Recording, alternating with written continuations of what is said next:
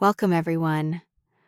Today, I want to tell you a story that looks simple at first, a story about a girl and her pet.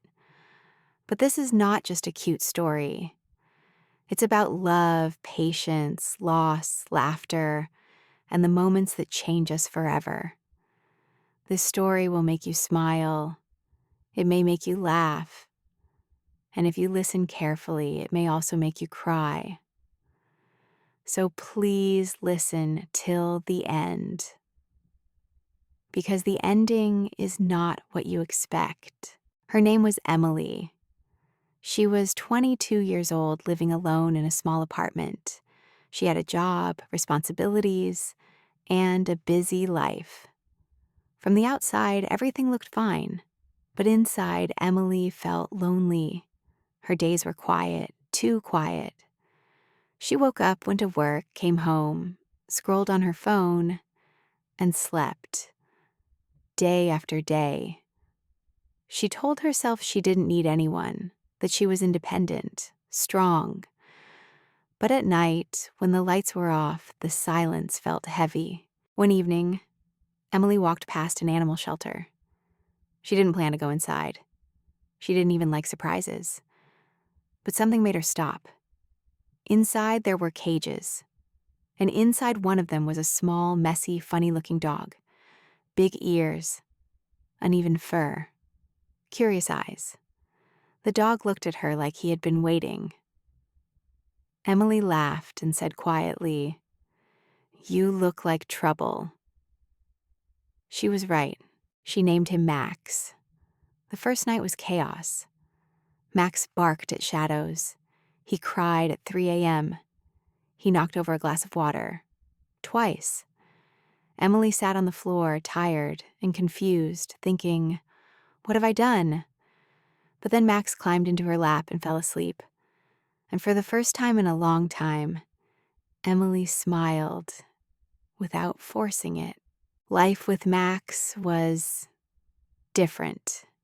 He followed her everywhere, bathroom, kitchen, even when she tried to hide. He waited by the door every day, like she was the most important person in the world. Emily didn't realize it yet, but Max was already changing her.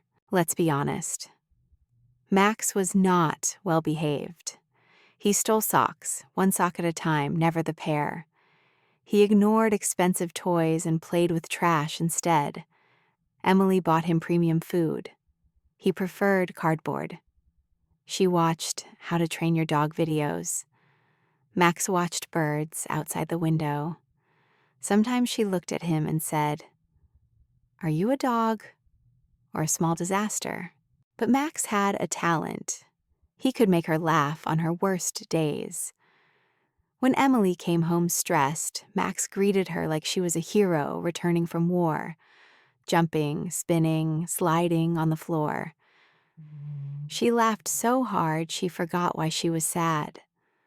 And slowly, without noticing, Emily started coming home earlier. They started walking every morning. Emily noticed the sky again, the trees, the sounds of life. Strangers smiled at Max. Some stopped to talk. Emily, who once avoided conversations, now found herself laughing with strangers. Max didn't just enter her life. He opened it. One day, Max escaped the leash.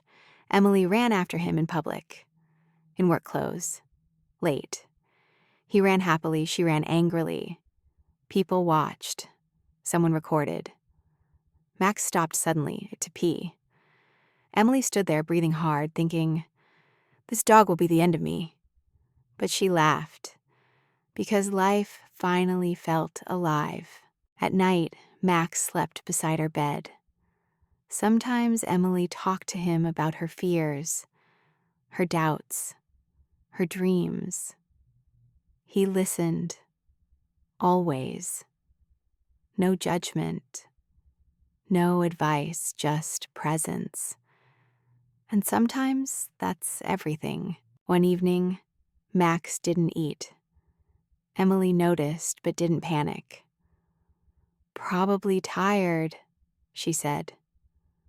The next day, he was slower, still happy, still loving. But something felt off. Emily told herself, "Tomorrow I'll check." Tomorrow came. Max didn't greet her at the door. No sound, no movement. Emily called his name. Her heart raced. She found him lying quietly, looking at her, not scared, just tired. Emily whispered, "No, no, please." At the vet's office, time slowed. Every second felt loud. Emily held Max's paw and realized something painful. She didn't remember life before him anymore. And the thought of losing him felt unbearable. Sitting there, Emily understood. She had been waiting for life to feel meaningful. But meaning came quietly, through walks, laughter, responsibility. Love had entered her life wearing fur and muddy paws. That night, Emily didn't sleep. She listened to Max breathe. She cried silently. She promised things she never promised anyone before. Max survived. Recovery was slow. Walks became shorter. Time became precious. Emily stopped rushing. She learned to be present. Max was not the same, but neither was Emily. She valued mornings, moments, time. She understood now.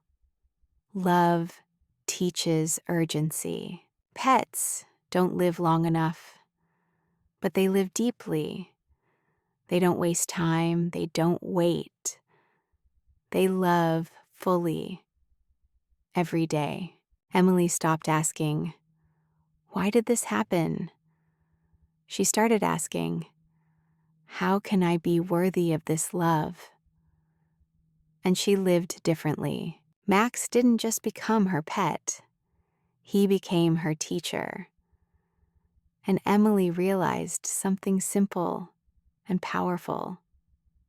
Sometimes, the smallest lives teach us how to truly live. If this story touched you, remember this: love is not loud, but it changes everything. Thank you for listening, and hug your pet today. Don't forget to like, comment, and subscribe for more stories. See you next time.